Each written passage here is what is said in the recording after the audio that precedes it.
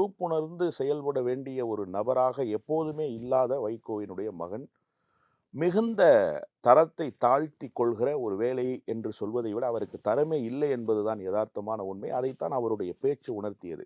அது என்னுள் ஏற்படுத்திய கோபம்தான், நான் இந்த நிலைக்கு நேற்றைக்கு பேச வேண்டிய கட்டாயத்துக்கு தள்ளப்பட்டேன் என்பதுதான் யதார்த்தமான உண்மை. அதுல ரொம்ப குறிப்பா, அவருக்கு தமிழில் இருக்கக்கூடிய கவிதை வரிகளோ, அல்லது இலக்கிய நடையில் பேசுகிற ஒரு ஆற்றலோ என்றைக்குமே வாய்த்ததில்லை. அதற்கு காரணம், அவருக்கு படிப்பறிவு என்பது கொஞ்சமும் கிடையாது. எந்த புத்தகத்தையும் அவர் படித்ததில்லை. அதனால்தான் தேடிச் சோறு நிதம் தின்று என்கிற வார்த்தையை கூட ஜேடி சோறு நிதம் தின்று என்று பேசிவிட்டார். நிதம் தின்று என்பதுதான் பாரதியாரினுடைய வரி.